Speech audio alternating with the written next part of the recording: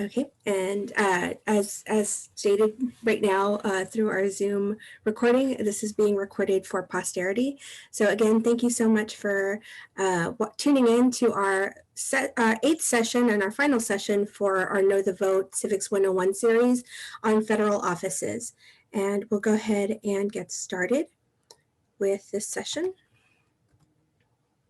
We just want to tell you a little bit about the League of Women Voters of the Austin area, what we do, who we are, and why we do what we do.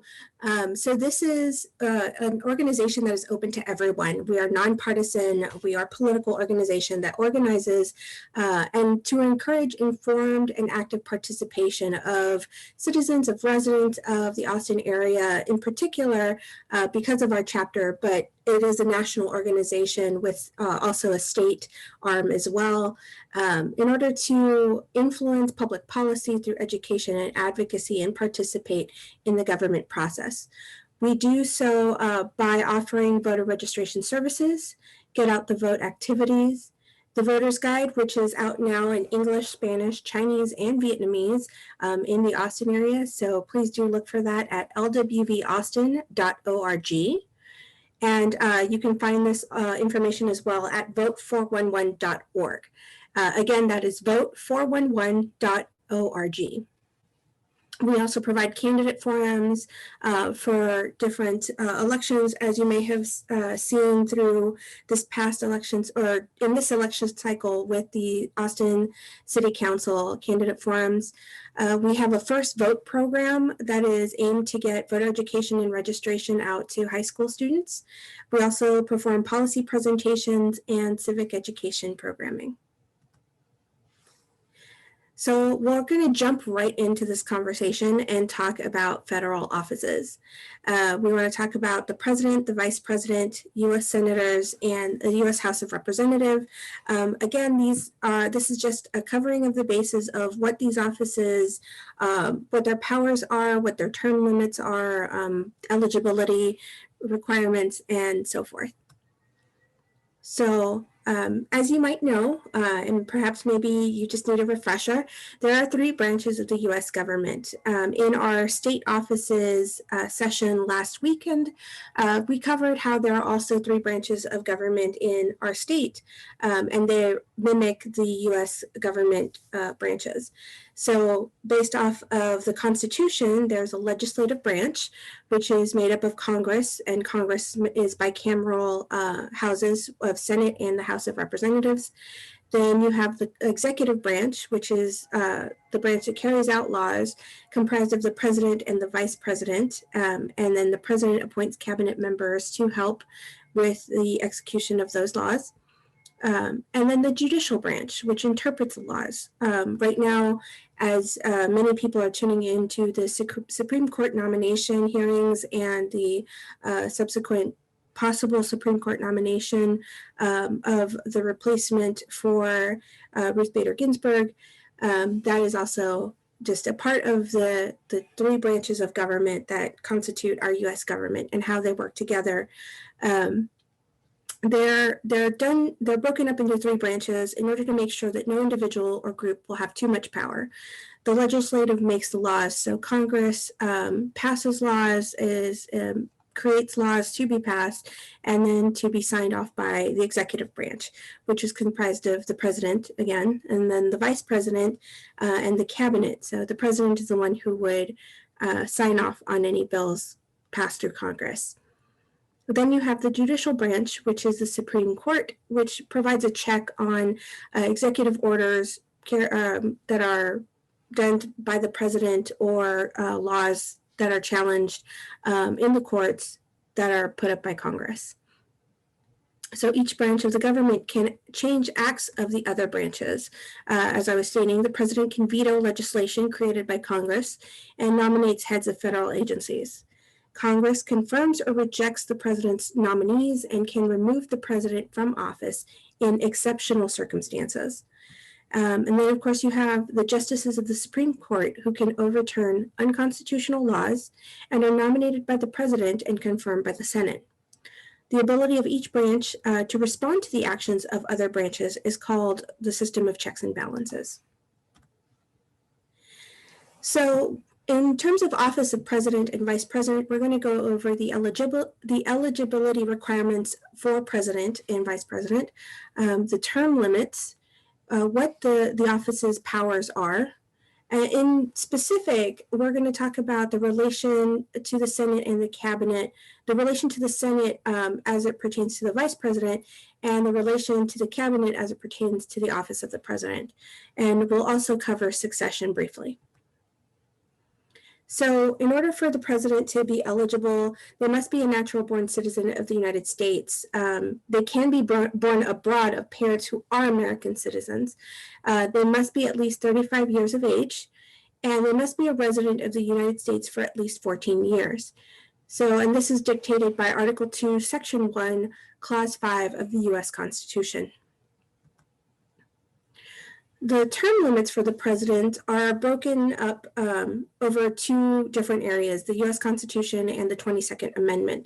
In Article 2, Section 1, Clause 2 of the U.S. Constitution, it's stated that the president serves a 4-year term. But according to the 22nd Amendment, Section 1, the president can be elected no more than 2 times. And the 22nd Amendment was approved by Congress in March 21st of 1947. So Section 2, Article 1, Clause 1 of the U.S. Constitution of the Executive Branch states that the executive power shall be vested in a President of the United States of America. And so this is kind of a very broad statement that kind of covers very loosely what the executive power is. And it's been given to interpretation that some of the powers of the president that kind of fall under this umbrella are executive orders, communication with foreign governments, and the formulation of foreign policy, all of which are not explicitly stated as powers of the president in the Constitution, but are often exercised as such. So Section 2, Article 2, Clause 1 of the Constitution begins to parcel out the powers of the president. It states here that the president will serve as commander-in-chief of the armed forces. That includes the chief of the Army and Navy of the United States, of the militia of the several states, and when called into the actual service of the United States. And so in regards to the section on the militia, the reference to that is to the military organization now known as the National Guard, as classified by U.S. Code 10, Section 246. So the president can also commission officers of the armed forces, and later in this clause states that he or she can grant reprieves and pardons for federal offenses, except in the case of impeachment. Okay, so Section 2, Article 2, Clause 2 of the U.S. Constitution further states that the president shall share powers with the Senate to make treaties, to appoint ambassadors, cabinet members, and Supreme Court justices. So here, this is, again, the shared power with the Senate. So let's sidebar for a little bit and just talk about what the purpose of the cabinet is, which is a very important aspect of electing a president. When you elect a president, you're not just electing one person or the president and the vice president, but you're potentially electing a group of federal officers that are going to be appointed by the president to lead in a myriad of different areas that will be in service to the U.S. people and the government. So the cabinet members are advisors to the president. They include the vice president as well, but they're heads of executive departments and other high-ranking government agencies. So they're nominated by the president, and they must be approved by a simple majority of the Senate, which means 51 votes if all 100 senators vote. And this is also another reason why conversations around being able to create new states under the banner of the United States is always such a contentious issue. So here's a list of cabinet positions that could be considered by the president to be filled for the purpose of counsel and to run in the United States. So it's Secretary of Agriculture, Commerce, Defense, education, energy, health and human services, homeland security, housing and urban development, the Department of the Interior, labor, state, transportation, treasury, the Department of Veterans Affairs, and the Attorney General's Office of the United States. So as you can see, there are quite a number of positions that can be nominated by the President of the United States and be run by an individual. Also, those individuals can and do serve as counsel to the President when it comes to the recommendations of interactions with our Congress. So there was a change in Section 2, Article 2, Clause 3 of the U.S. Constitution in regards to filling up vacancies that happened during the recess of the Senate. This was changed with the passage of the 17th Amendment, which states when vacancies happen in the representation of any state in the Senate, the executive authority of such state shall issue writs of election to fill such vacancies. Where before, those vacancies that happened during the recess of Senate were able to be filled by the office of the President, and were able to, those people who were elected, or not elected, but put into place by the President in that vacant position would remain there until the expiration of that term up till the next session. Again, that changed with the passage of the 17th Amendment when vacancies were able to be filled with writs of election, provided that the legislature of any state may empower the executive thereof to make temporary appointments until the people fill the vacancies by election as the legislature may direct. Then you have Section 2, Article 3 of the U.S. Constitution, which provides even more information on powers of the office of the President. It states that they can convene Congress into special sessions, which means to call Congress into special sessions. They are able to receive ambassadors of other countries to be as host to the United States. They are able to take care that the laws be faithfully executed, and that has given rise to a lot of loose interpretation as to what that might mean, and that changes with presidency by presidency, according to what the president at the time might deem to be where they might deem that they need to interact and intervene in. And then commission, the president can also commission officers of the armed forces. So a recap of the powers of the president, it's to a president can wield the executive power. As stated, that looks like oftentimes executive orders that are written out, the formulation of foreign policy, and the communications with foreign governments.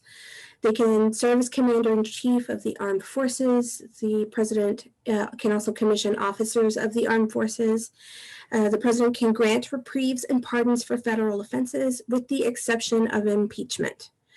The president can convene Congress in special sessions when necessary.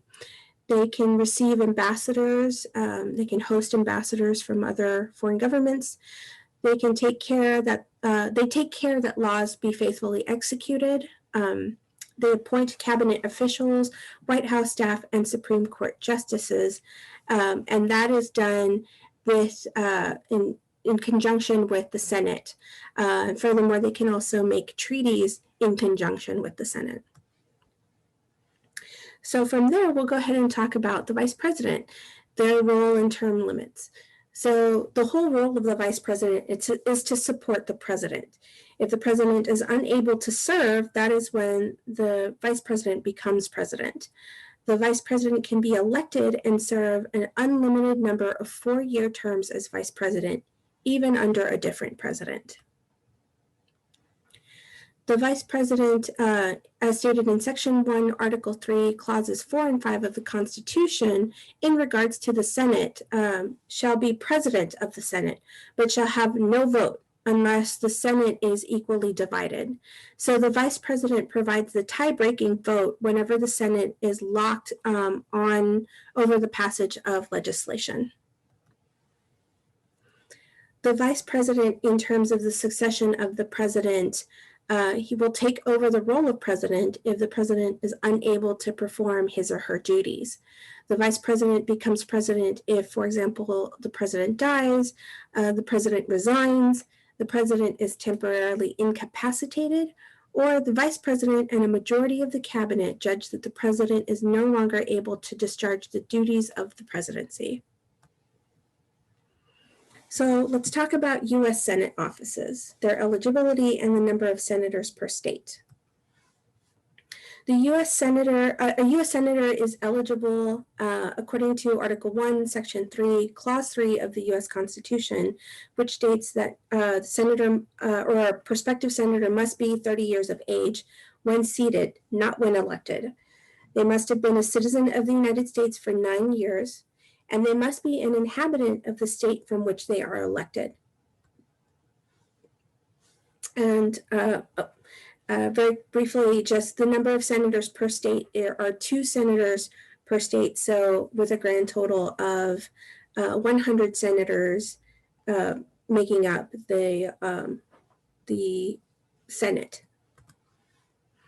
So the House of Representatives and that office, the eligibility and the number of representatives per state is what we'll be covering here.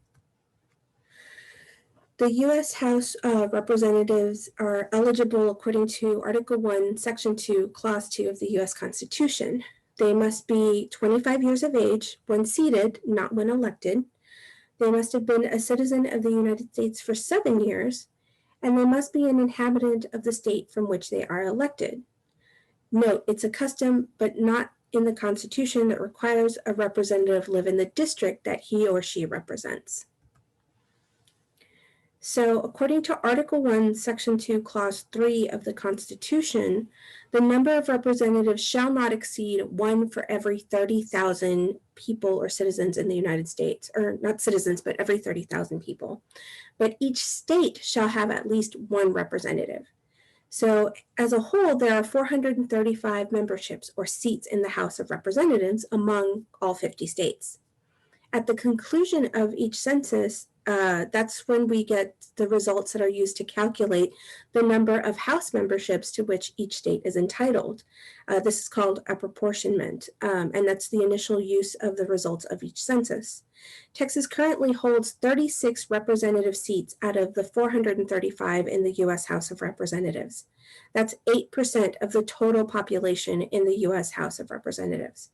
That makes Texas second in representation, only behind California, which has 53 seats, or 12% of representation in the U.S. House of Representatives.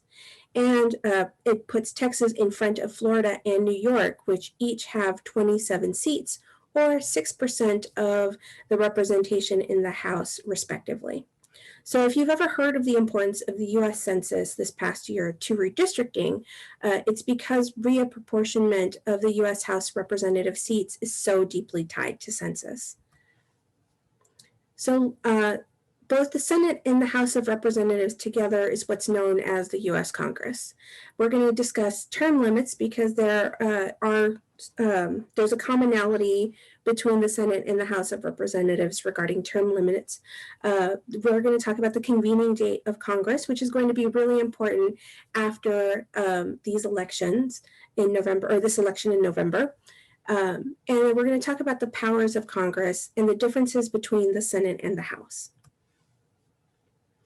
So the U.S. Senator and House of Representative term limits, at present time, there are no term limits. However, there's currently a Senate Joint Resolution called Senate Joint Resolution 1 that has been introduced to the Senate on January 3rd of 2019. And it proposes an amendment to the Constitution of the United States that is related to limiting the number of terms that a member of Congress may serve. So that limitation would be 3 terms for a member of the House of Representatives and 2 terms for a member of the Senate. This would not affect terms beginning before the ratification of this article or amendment to count towards those term limits.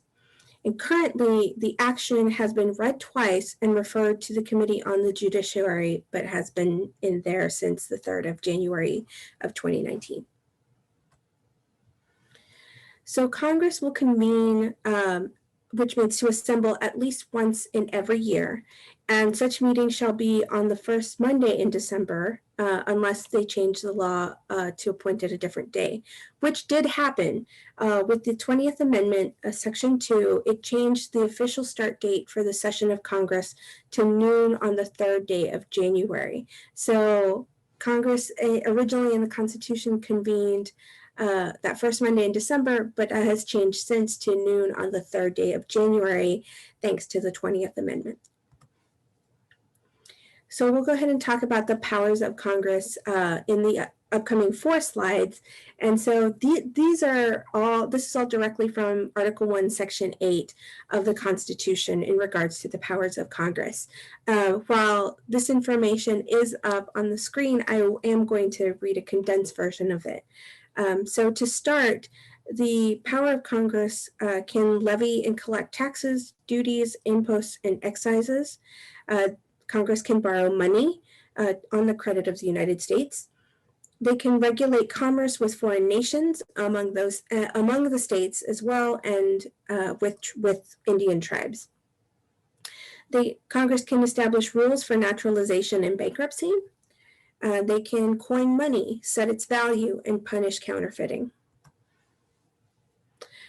Congress can fix the standard of weights and measures. They can establish a post office and post roads. They can issue patents and copyrights to inventors and authors. They can create courts below the Supreme Court. They can define and punish piracies, felonies on the high seas, and crimes against the law of nations. They can declare war, grant letters of marque and reprisal, and make rules concerning captures on land and water.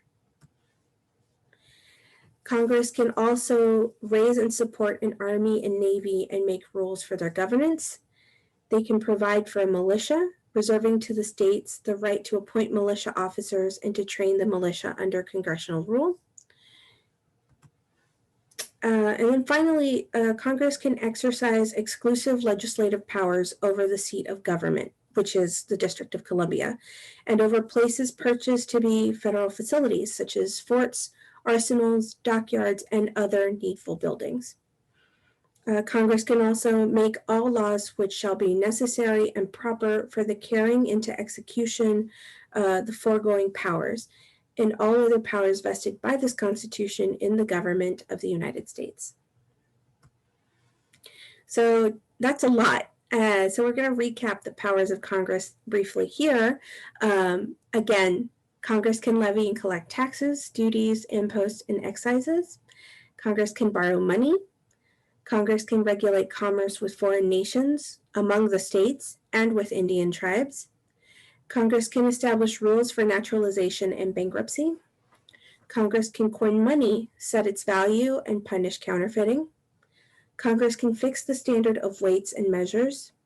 Congress can establish a post office and post roads.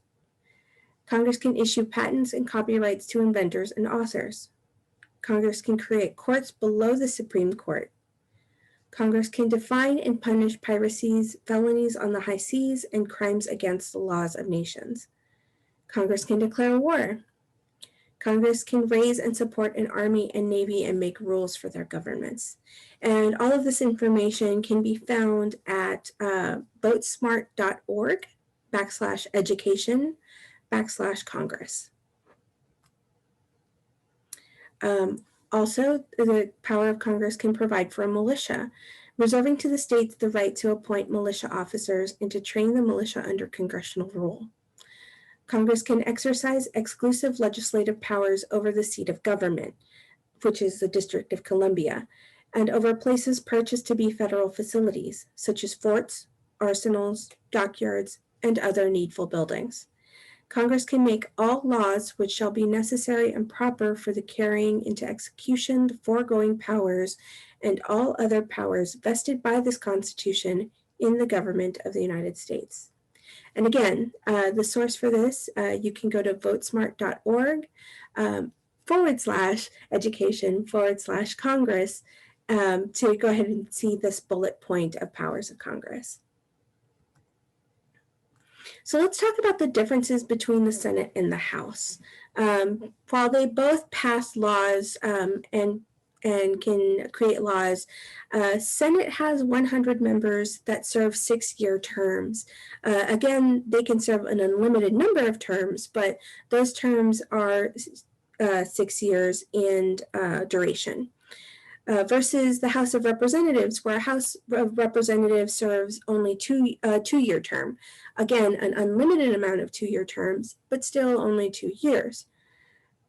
Senators in the Senate, referral decisions are easy to challenge, whereas in the House, the Speaker's referral of bills to the committee is hard to challenge.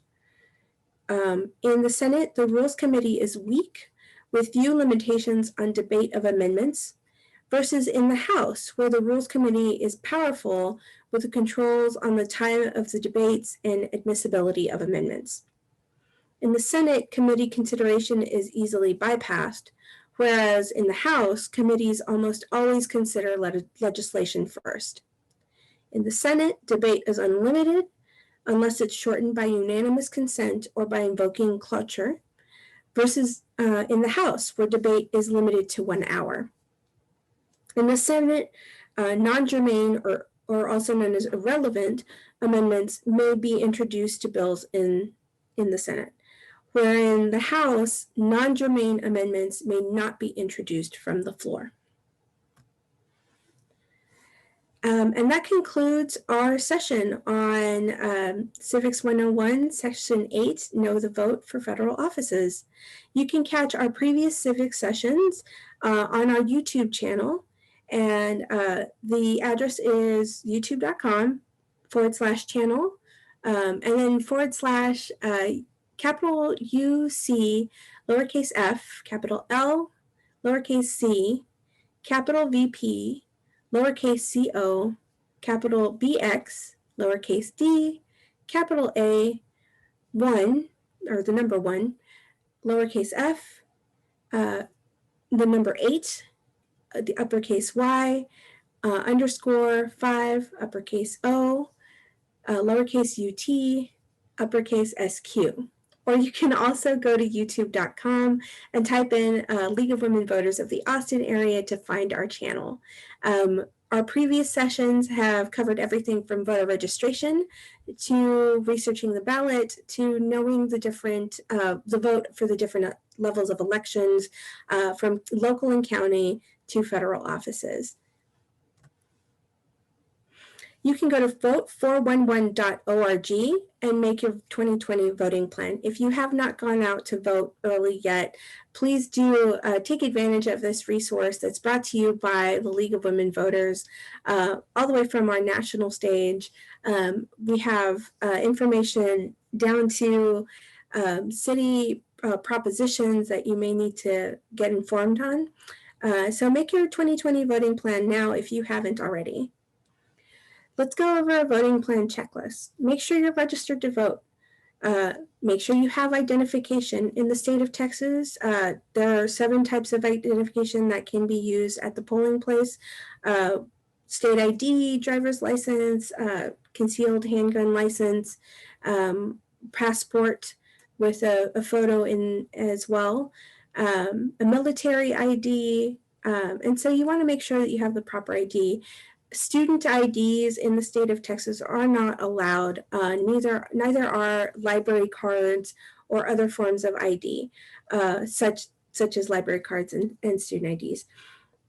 So you do want to make sure that you have a proper identification before you go to the ballot box. So if you need more information on that, you can go to votetexas.gov.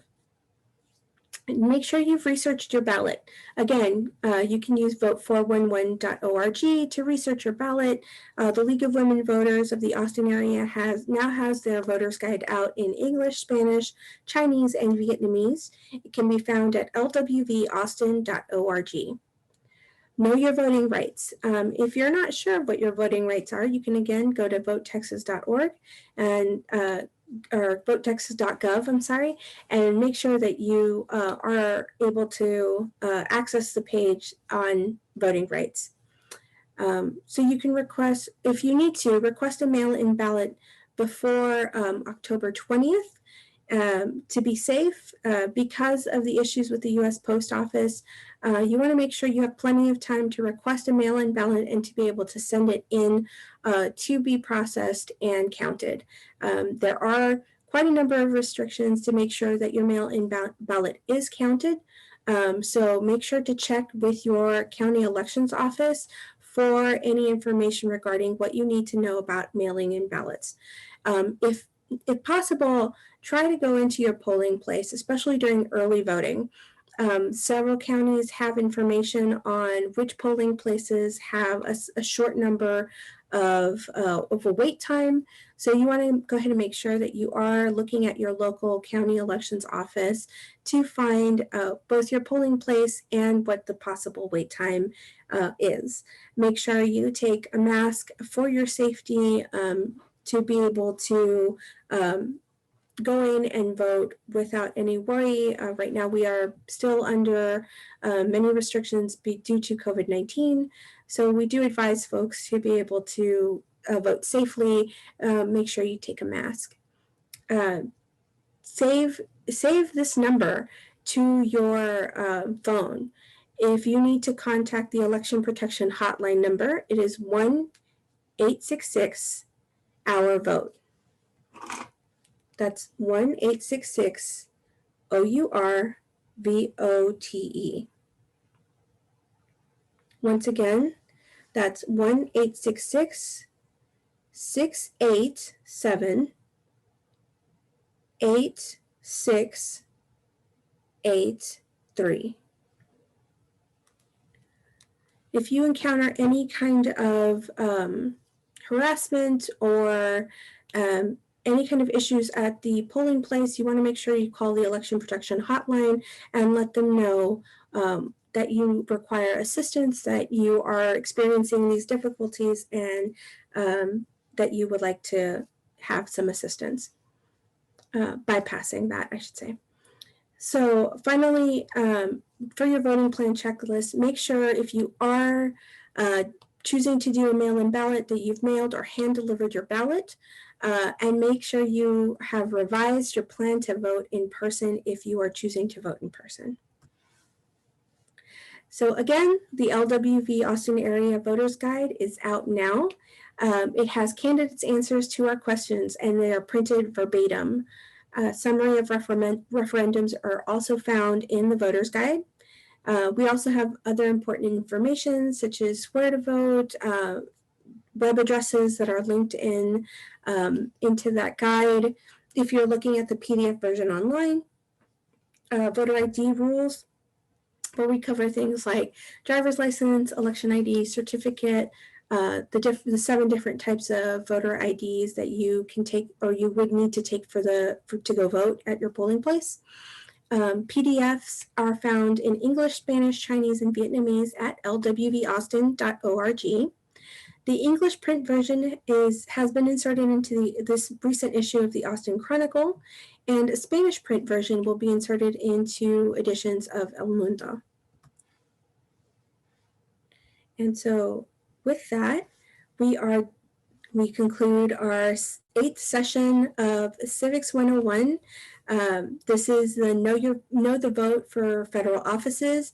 This is being recorded on our Zoom session and will be uploaded onto our YouTube channel. So go ahead and find us at YouTube under League of Women Voters of the Austin area, where you can find all of our other Civics 101 sessions as well. You can also find the session on Facebook at our page at the League of Women Voters of the Austin area.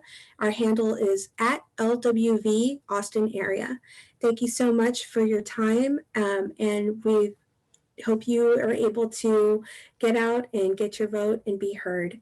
Thank you very much for everything. We look forward to seeing you again for upcoming sessions on understanding your government. More information will be put out soon at lwvaustin.org. Make sure to subscribe to our newsletter, The Voter, in order to receive this information, and check our Facebook page for more information.